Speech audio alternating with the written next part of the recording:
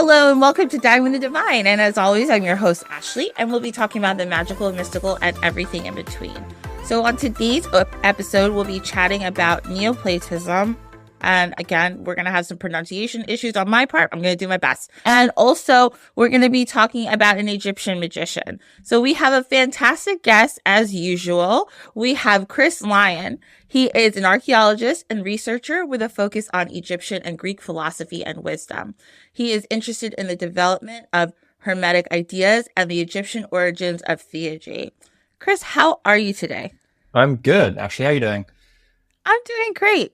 So I saw some of like your content on the internet, and I was like, first of all, I was like, wow, this guy's very smart. So I was like, this is great. It depends on how we're defining it, but I mean, some things I'm better at than others, I'll admit. But no, for me personally, I'm like, anybody who dives into like philosophy as a study, your whole job is to figure out just like ideas and be like, how do I feel about this idea? And then expand on that idea. And it's all just like nothing in philosophy, at least in my head, it might be different for you. Nothing seems like solid. So it's just like everybody talking about stuff that may be or may not be. And it's, I don't know, it's not like math where it's like, this is 1 + 1 = 2. Theology is like, maybe it does, but maybe it doesn't. Let's all sit around and have a long conversation about why it may or may not. And I just find that fascinating. Yeah, like, it is. It's a big what we mean by, I guess, philosophy, and for me at least, like philosophy and wisdom are quite intertwined. So what we mean by wisdom, what it means to be wise as an individual, because there's a distinction quite distinctly between intelligence and wisdom, and what we mean by wisdom, and then how exactly we cultivate that for ourselves. And this is it's a big kind of debate in philosophy. And for me, I tend to follow a lot of Pierre Hadot's work. So Pierre Hadot was a kind of a 20th century scholar of philosophy. I believe he was a classicist originally, or he's a French philosopher, essentially. He was specializing into history of philosophy, especially Epicureanism, Stoicism, stuff like that. But he was really, he shifted the landscape of philosophy quite extensively because, as you were saying at the beginning there, the way philosophy is perceived and talked about, at least in the mainstream, so we should say, is as a kind of a very sort of armchair academic discipline where you're sitting there asking why, you're asking a lot of weird questions that no one really has the answer to, but all the big questions of life, which is great. And it makes for excellent, always a nice dinner party thing to start off with until people start to get annoyed with you because you keep asking why. But Pierre Hadot, he ended up creating this huge pivot in in how philosophy is conceptualized and studied. Mainly because rather than seeing it as purely an academic discipline that was, so to say, very armchair, very theoretical, was theorizing about the world and life and all this kind of thing, he took a different approach and argued that a lot of the Socratic philosophers, like Plato, Socrates, and Epicureanism, Stoicism, all this kind of stuff, that in fact, philosophy is meant to be a lived experience, that it is a set of practices, some of the mystical practices, that are intended to cultivate wisdom and make a person wise. And the way in which that occurs is usually through self-reflective practices. So engaging certain ideas, not necessarily ritual, they can be described as ritualized, but they're not just like magical rituals or anything per se, but they're ritual actions and ways of self-reflection that ultimately have the goal of producing wisdom. And a person who is wise is somebody who is self-aware. It's somebody who is or has the capacity to self-reflect, all these kinds of things. And ultimately philosophy, and this is for me because I follow a lot of Pierre Hadot's work, it's not so much a way of asking why or an academic discipline, it's more of a set of practices that we engage in to cultivate our sense of wisdom. And wisdom is things like our sense of meaning, our sense of purpose in the world, and why we're here, and all these kinds of things. These people are the people that we usually talk about as philosophers, whether it's Plato and Socrates or any of the pre-Socratics. They're all people who are engaging these questions in some ways or another. The pre-Socratics are weird because they're engaging them in a more kind of mystical fashion. Pythagoras, Parmenides, Empedocles, all these kind of famous Greek philosophers that are pre-Socrates, they're all very weirdly mystical. And it's been the weird shadow or the weird specter that's haunting academic philosophy. And especially with the Greeks, we have this perception in the modern world. This has been the case since classical archaeology was a thing, and sort of classical studies were a thing, that the Greeks are these big kind of paragons of reason and virtue, and they're the precursors of the Western scientific method, and it's very European centric. It's all very progressive science, and the Greeks are the forerunners of rational philosophy. But the Greeks were, in actuality, they were incredibly mystical. They had numerous ecstatic practices. They engaged, or they used psychedelics quite extensively in ritual. They engage quite a lot of interesting, what we would dub ritual practices, especially in the pre-Socratics. If you look at someone like Parmenides, who is famous for his poems on nature, for one, they're poems rather than philosophical discourses, but they are, the way it's phrased, Parmenides is, to give you sort of a Cliff Notes version, Parmenides, he writes this sort of poem or this oration on nature, and he's talking about the nature of being. So what does it mean to be? And he comes up with this whole answer of actually only being exists, and nothing that is not being doesn't exist. And it's a very long, weird story. But really interesting about it is that the way Parmenides comes up with that philosophy is he's accounting a visionary experience. So the way his poem is phrased, it's actually a dialogue between him and a goddess. So rather than typical armchair philosophers sitting around having a dialogue, because the dialogue is more Platonic in terms of the structure of philosophy, because philosophy in that sense is more of an argumentation.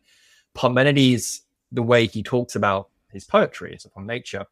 For one, he starts off by recounting this kind of experience he has where he's taken away in a flying chariot up to the gates of, it's debatable whether he goes to the underworld or he goes to the horizon and the celestial gates. It's not really clear.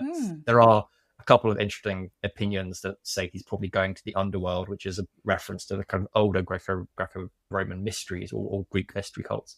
But Parmenides, he ends up having this conversation with a goddess who is unnamed, but she's clearly probably meant to be an underworld goddess. And she is the one that's basically telling him about this philosophy of being. And then he basically just comes back to the world of the living, I guess we can say, and then sings this sort of poem, essentially recounting his experience. It's like Parmenides is one of the earlier generations who massively influenced Plato. And Plato obviously then goes on through Aristotle and everything to influence most of the way that we think about philosophy in the West today. But Parmenides and also a lot of the other early pre-Socratic philosophers, they have that sort of underlying mystical current to them, where they're either engaging meditative practices, probably psychedelic practices, and otherwise generally mystical practices. I mean, Pythagoras is another one where we can maybe get into him. He's a very strange kind of Greek shaman. And that's also a word that's sometimes used. And this is a bit of a weird, it's a bit of a contentious issue in early Greek philosophy. A lot of the pre-Socratics and people around them, Pythagoras, Parmenides, Empedocles, Heraclitus to a lesser extent, but a lot of these pre-Socratic philosophers in Greece, they are actually more, like, a better description of them would probably be Greek shamans rather than philosophers. And then there's an interesting argument that the kind of philosophy there actually begins in a kind of a shamanistic practice. And if you look, especially if you look, because like Empedocles also, he recounts his stuff in a poem, right? So it's a sung verse, essentially. He goes off and has these experiences, and then he composes all of his poetry, his stuff, in a kind of a meter that's called, this is going to be a mouthful, dactylic hexameter. And it's basically just a fancy way of describing the meter and the rhythm of the poem, of how many syllables you say in a certain line, or that kind of thing. Yes, we talked about that a little bit before. Yeah. So I'm familiar with that. Yeah. So it's like the standard way these philosophers communicate their ideas, right? And it's also the way that Homer, who is the author of the Iliad and the Odyssey, or at least the composer of the Iliad and the Odyssey, also writes. So it's like the standard literary dialect. But what's really interesting about it is if you look at, if you do some kind of ethnography, which is, looking at other cultures and looking at how they conceptualize things, if you go a little bit further north and maybe east into Central Europe or Eastern Europe, where you look into places like Mongolia or any other kind of Scythian territories, especially like Siberian shamanism and stuff, that whole narrative, that whole thing of a shaman figure who is usually a healer in the community, they're a mystical kind of person in the community who's talking about reality, all this kind of stuff. The way that they usually communicate things is they will engage a kind of like a soul flight almost, right? So they will leave their body, usually probably in the form of an animal or something. And there are references to that in some of the Greek stuff as well, especially a couple of people. Abaris, the Hyperborean, for example, leaves his body. I think it's Abaris, he leaves his body in the form of a crow to fly north and get his knowledge, and then comes back and all that kind of thing. But there's all this kind of thing. And then when you look at the other kind of shamanistic cultures and things like Siberian shamans, Mongolic shamans, we have a similar idea where we have these kind of mystical healer figures who are sending out their soul, theoretical parts of their mind, in the very least, usually in the form of animals or something, or other transformations that are not quite human. And then they are gaining knowledge from this kind of other world, or perhaps a goddess or a spirit or something. And then they're coming back, and the way they then communicate the knowledge, I guess you can say, that they got from their travels is they communicate through song. Right, so a shaman will generally bang a drum, and then they will recite a verse or songs, and that's the same kind of poetry that's performed almost that we find in the early pre-Socratic stuff. So what we mean by wisdom changes. Plato, it completely, he adopts an entirely different kind of style, because when we get to Plato and Aristotle, we suddenly find the birth of dialogue, where instead of somebody just sitting there telling you how things are in the form of a song or a verse about an experience that they had, instead we find quote unquote philosophy proper, which is argumentation, right? It's, oh, I'm seeing this, and if this is true, then this must be true. Here's the evidence for it that I've seen and I've found, and everything, right? That's very different to what we see in the pre-Socratics, because they're just talking about, or even not even talking, they're writing in a kind of a poetic style that's talking about reality. But all of it is focused around the cultivation of wisdom and what it means to be wise. And you can, I think there have been some arguments. I think I've seen Peter Seaford, who's a classicist, a very famous classicist, talk about this, the Greek mystery cults and the knowledge that is gained in the initiations and the mystery cults it's like a pre-philosophy. It's like the way philosophy was done before it was philosophy, or at least the way wisdom is cultivated before we get to Plato and stuff. So Plato marks a very kind of big departure from the standard in Greek stuff, right? And it's a very weird, convoluted idea, but that's a long-winded way of me saying my understanding of philosophy at this point is ultimately about the cultivation of wisdom. And that wisdom is an understanding of reality, usually on a more mystical level, but also a set of self-reflective practices that cultivates that sense of wisdom, that also it lessens our ability to, I don't know, what's the nice way of putting it? There isn't really a nice way of putting it. As humans, I think we have a tendency to bullshit ourselves quite a bit. A lot of the time, we will choose, what's the way of putting it? We'll choose what feels relevant to us over what's true. And then we construct a lot of our reality on what feels relevant. And we see this a lot more if you look at any of the kind of the modern pop spirituality, mainstream spirituality, new agey kind of movements. This is very big right now, right? This is the standard way of looking right now, where everything is like something's validity or something's truth is put through that lens of how does this feel to me? Right? This feels true to me. This is, and there is this kind of discussion that you hear quite often of people going, this is my truth. I'm sharing my truth. And that's completely valid. It's absolutely true. But the challenge you have with it is how much can you really trust your truth? Because your truth is mixed up with certain passions, certain emotions, certain ideas, that some of which are unconscious that you may not even be aware of. So some people may be acting, say, out of trauma when they have that. So how objectively true can your individual truth be, especially when our perception is, I don't know, it's resulting in our experience of reality, right? Our perception dictates what our reality is. If we don't educate our perception, how can we have a true vision of what that reality is? And because of that, we have a propensity to bullshit ourselves because we choose a sense of relevance over things that are maybe uncomfortable to us because but they aren't true, right? So wisdom, to me, in a sense, which is what philosophy is aimed at cultivating, is a way of seeing through that bullshit.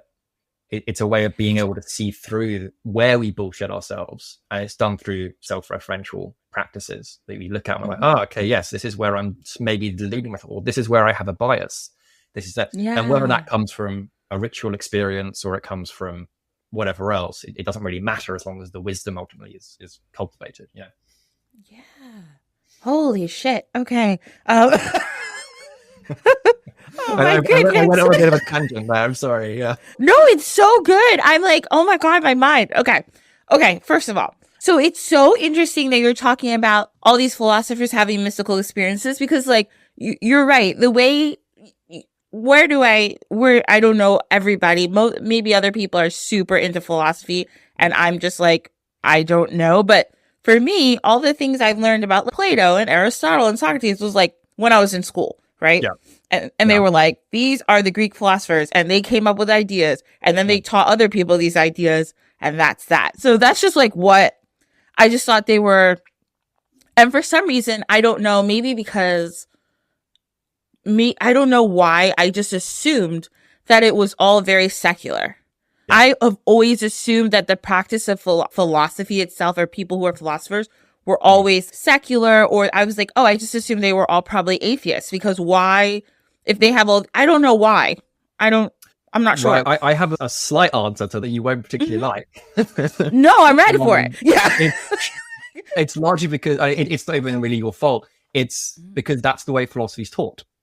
The way it's taught to us right now, because again, if we look at the general kind of worldview in the Western world, and by the Western world, I mean specifically the Eurocentric world and then Euro-American world. So people in America, people in Europe. And obviously, for reasons that we all are aware of, that is unfortunately one of the predominant worldviews at the moment. But a large part of the Euro-American worldview at the moment is essentially atheistic materialism. Right? It's that nothing exists other than matter. There is no such thing as spirits or God or anything like that. Right? Only matter exists, or maybe a better way of putting it is only stuff that you can sense or see with the five senses else is real. Okay. Or at the very least, they're characterized as what we call epiphenomena, which is just resulting from other stuff, right? So something like emotions, for example, or mental states, they are not quote unquote real in and of themselves. They are arising from, or like consciousness, right? It's not a thing unto itself. It's something that's arising from pops and bubbles and electric signals in the brain, right? So it's a purely physical thing. Yeah. At least that's the standard worldview at the moment. So you're naturally taught, or as kids, we're naturally taught things that support that worldview because we think it's true. And all worldviews are valid, I think, to the extent that they can deliver on the things, the theories that they put out. If a worldview can support itself and the theories that it's taking for granted, then it's still valid. We can't critique it either or, but it's the way something like philosophy and stuff is taught is, in my opinion, incorrect, because like you said, it gives you the impression of it being like either atheistic or it's a very kind of rational discourse, which is what people believed the Greeks were in the 20th century, right? We now know that's just not true. There are numerous mystical practices in the Greeks. They are a very heavily religious culture.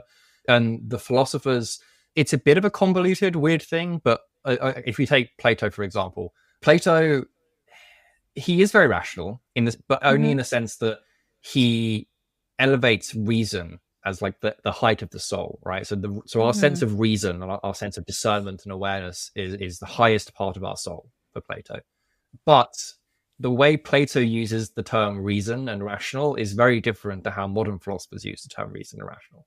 Because if you look at the way Plato talks about the soul, right? So in Greek, soul is psyche, which is where we actually get the word psyche today.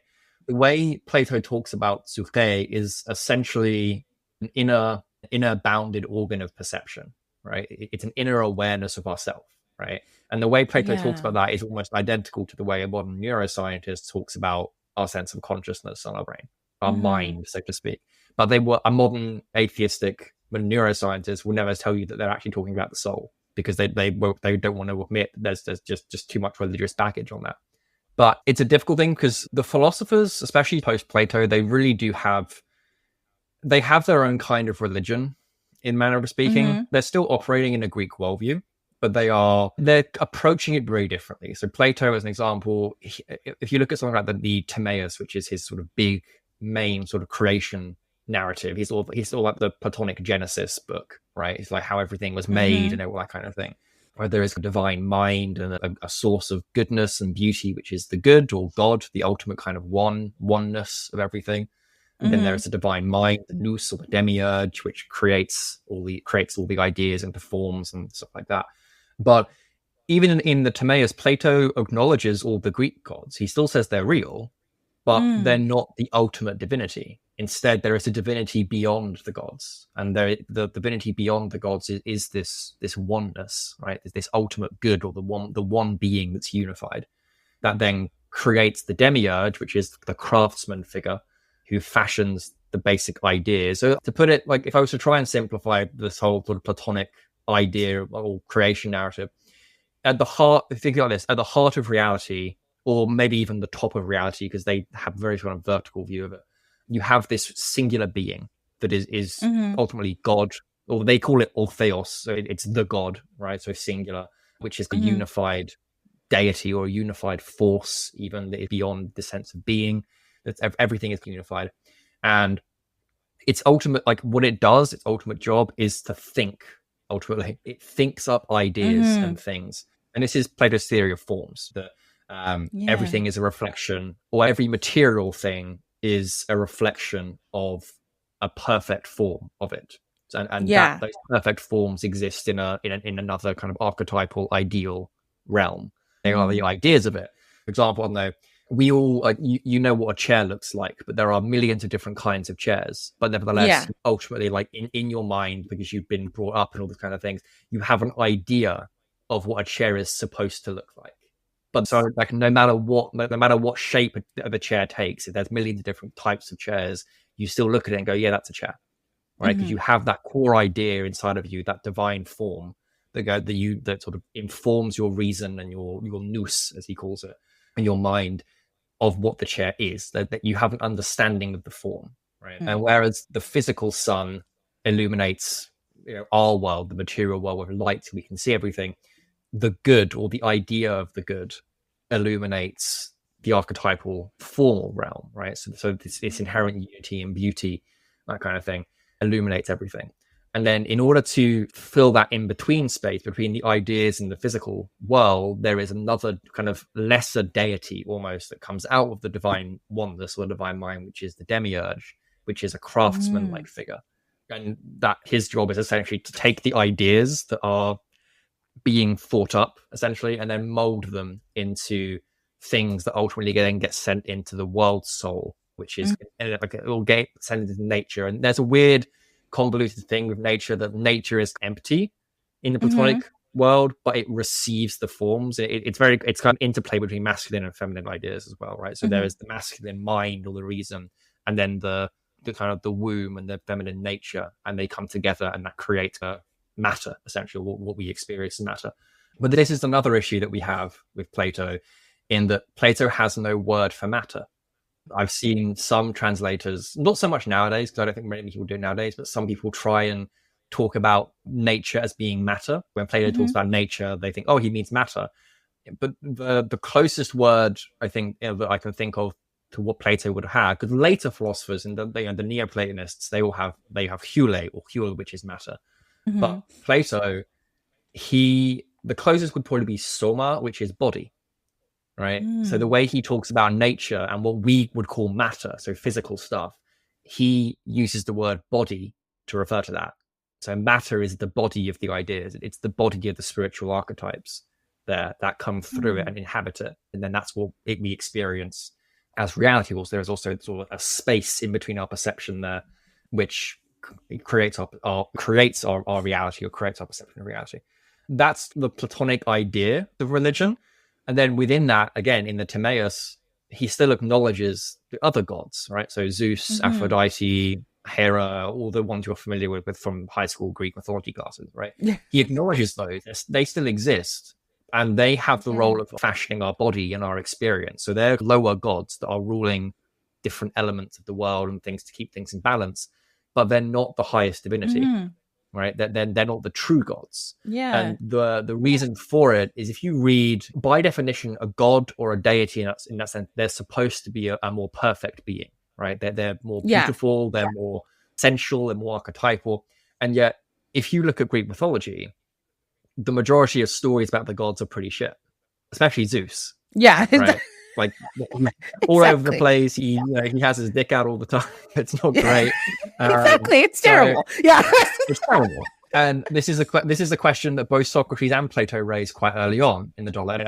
He raises it in the Republic, I think, is quite a big one, and also in the Timaeus as well. Mm-hmm. But Socrates raises this excellent question. He goes, if the gods are supposed to be these beautiful, perfect divine beings, especially that we are supposed to be holding ourselves accountable to, how is that? How do we reconcile that? How do we reconcile these beings that are supposed to be all good with a story that we hear about Zeus, who's going around, unfortunately, doing many awkward things to women? I won't say a specific word, and doing something. The gods in Greek, they are jealous, they're furious, they're angry, they're sexually liberated, or that's the wrong word. They're all over the place. And Socrates he has this whole argument. People say, look, these are supposed to be our gods. They're supposed to be more perfect. They're supposed to be these paragons of moral virtue that we're standing with. And yet we have all these stories about them. And so how do you reconcile that? How do you talk about how the gods are supposed to be perfect? And he basically comes up with this idea. He goes, okay, actually, the gods are real, but the stories and the myths we know about them are wrong, or they're deliberately intended to be false.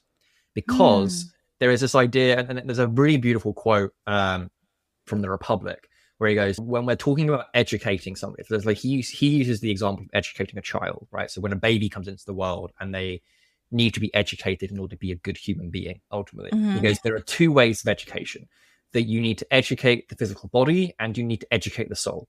And that sort of that experience educating both ultimately creates a kind of a well-rounded human being, right? Educating the physical body is fairly simple, right? It's eating healthily, and he says gymnastic, which is basically their word for exercise, right? So doing good exercise, eating well, having a strong body, right? That consists of exercising the body, which is standard stuff. Do your exercise, look after your body, typical kind of stuff, right? Very useful. The other side of it, he says, you need to educate the soul. And the way you educate the soul, he says, is through music.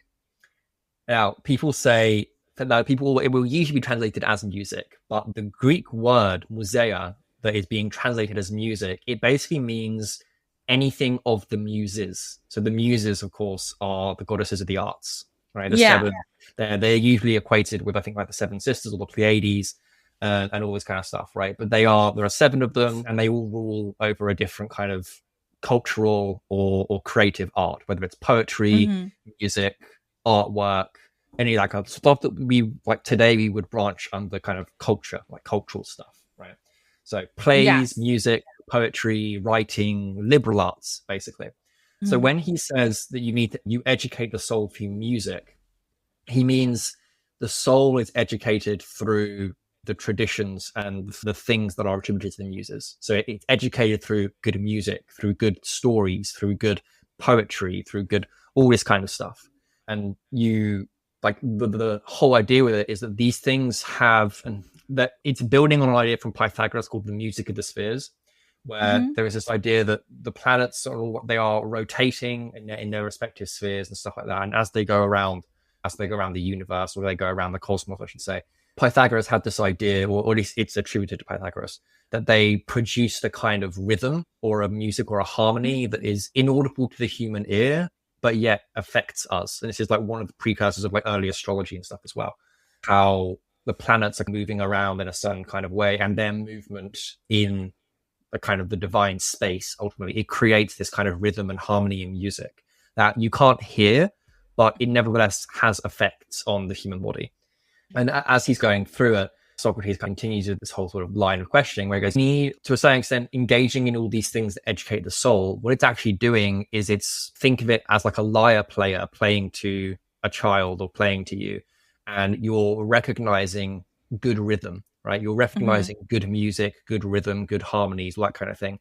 And as you do that, you cultivate virtues and different kinds of things, which make you into a more well-rounded good person. And it matures the soul. Right.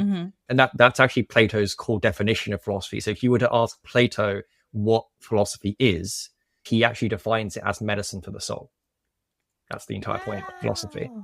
And there are tons of like imagery for it. There's this idea that the soul has wings, and by re-educating the soul grows its wings back and then can fly up back up into that divine archetypal realm of form where you reunify with God ultimately. But the way you do that is philosophy. But what Socrates essentially says is that actually, in order to learn what good stories are, in order to learn like good education for the soul, you first have to learn the bad stuff. So you first have to learn like the shit versions before you can to understand what makes them shit in order to then understand what is good about them, right? Or what the good one's supposed to look like, right? So you can have an idea of what the good one's supposed to look like, but you start off your education by learning the false myths and the myths that are bad, because in doing so, it brings you closer to the truth, right? It brings you closer to the good myths. And this is also a very dangerous road for a polytheistic society who believes in these gods as the highest authorities. And this is precisely the reason why Socrates is executed by Athens. Socrates ends up getting executed, very famous event, and Plato writes about it in his Apology. But Socrates is executed by Athens on the charges of impiety. And Plato, like the Republic, is sort of makes some interesting digs and stuff at the Athenian democracy in the Republic about it. But Socrates is executed on the charge that he is bringing new or foreign gods to the people of Athens and corrupting the youth. That's why he's executed, right? In reality, what he's doing is he's trying to educate people to heal their souls, right? At least that's Plato's understanding of what he's doing. So he's trying to do this whole thing, and he says, look, you're listening to all these stories about the Greek gods and all these kinds of things. In reality, these are all false stories. The mythologies, they're not meant to be taken literally, because actually the gods are these beautiful, unchanging beings, and they are beyond passions, right? So things like emotions and passions and rivalries and what we would say are like, think about the 7 deadly sins, right? So envy, greed, lust, all these kinds of things. All those things are a result of living in the material world, right? They're what we call sublunar, right? So the sphere below the moon, so to speak. And they are the harmful passions that we experience are all a product of generation that we experience here. The gods, because they're not actively here, they're beyond that. They're not affected by the passions. They're not affected by harsh emotion or harsh things. And this idea, it also becomes much more important in later Platonism, so like Neoplatonism and stuff, where we get this idea with people like Iamblichus, who is a very famous Neoplatonist, or who may have actually been a Hermetist. That's a long story, but he talks about this idea that the gods are unchanging because they are beyond the realm of generation. The gods are just like, if the gods are good, and he has a lot of arguments to say the gods are purely good, and they exist beyond a realm, or they exist in the intelligible realm, which is beyond change, right? So things don't change there. If they're good, then they are always good, and they never change. They are always good, and they are always giving and loving and ushering out this beautiful light and all this kind of stuff, which is a great view of the gods, right? It's brilliant. The challenge, we don't know. It's better than like the mythologized versions, right? It's not always super fun.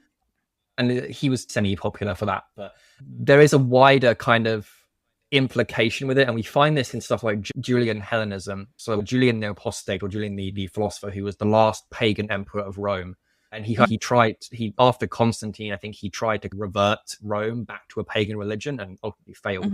But he was a Roman emperor, the last pagan Roman emperor, who tried to keep Rome, or revert Rome back to paganism rather than Christianity.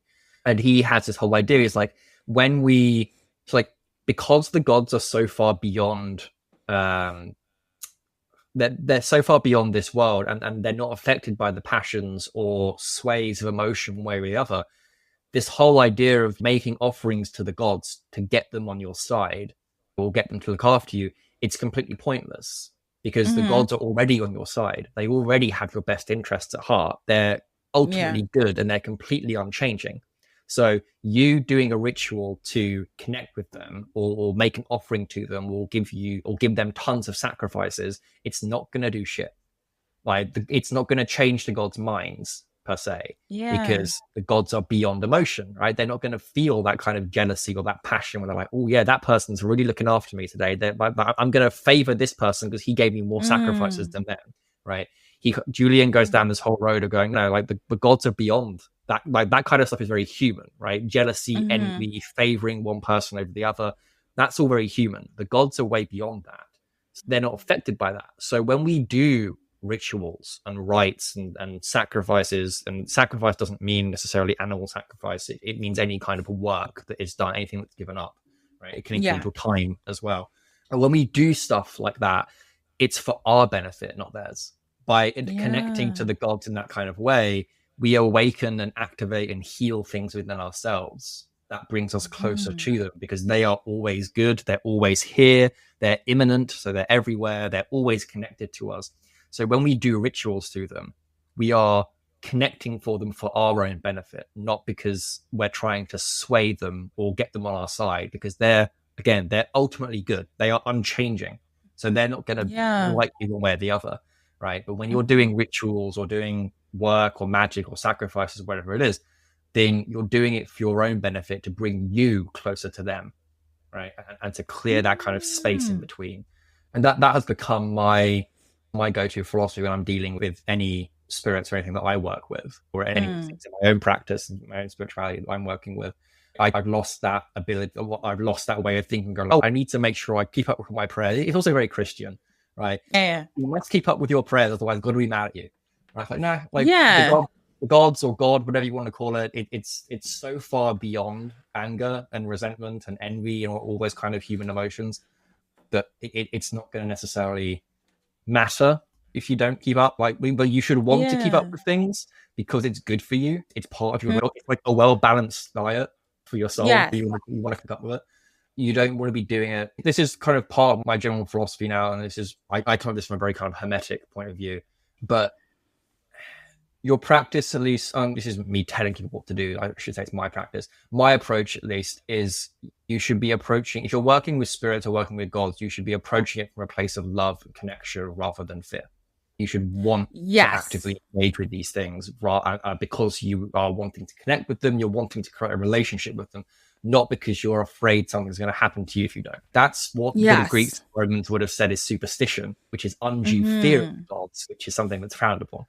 So you're wanting to connect with these things from a place of love and connection rather than fear. There's an idea in Hermetica that the ultimate kind of cardinal sin for us as humans is irreverence. Right, so not showing gratitude. Ultimately, that's the one thing that gods can't forgive, and the Hermetic is pretty explicit with this. Because the gods, they don't hold us accountable to what we do under fate, or what we do in error, or what we do when we're influenced by passions.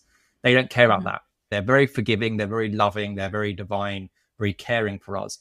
The one thing the gods don't forgive is irreverence. So a lack of gratitude, or a lack of showing reverence to the world and to nature and to them, because they actually do. That's the one thing that they frown upon. It's not going to matter if you have an emotional outburst or you do some bad shit, right? Yeah. It's the irreverence there and the lack of gratitude that's the real problem. So if you're approaching your practice and your stuff with that, if I quote the title of the podcast, you're dining with the divines, in a sense, you're sharing a meal with them, I think, showing a sense of gratitude. Right, showing a sense of reverence for them. That's what's really important. That's what's going to connect you, I think, to these spirits or these entities when you're working with them, and remembering that every day and cultivating that as like a standard practice, like a standard gratitude practice. And it's funny. Gratitude practices are like all the range now in manifestation circles, all this kind of thing. Oh, of course, It's great. It's lovely to see. I'll admit, someone who likes the history stuff, it's completely divorced from anything historical or any context or anything like that. But I'm happy it's there. It's like people are still doing this kind of stuff. So it doesn't, as long as you're doing it, you're showing that reverence and that gratitude, I think it's still okay. Oh my gosh, you're very smart. I really enjoy this. I like just listening to you talk. Maybe the first.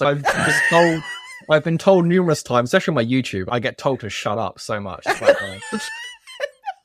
No, like I'm like amazed. I love history, but I can never remember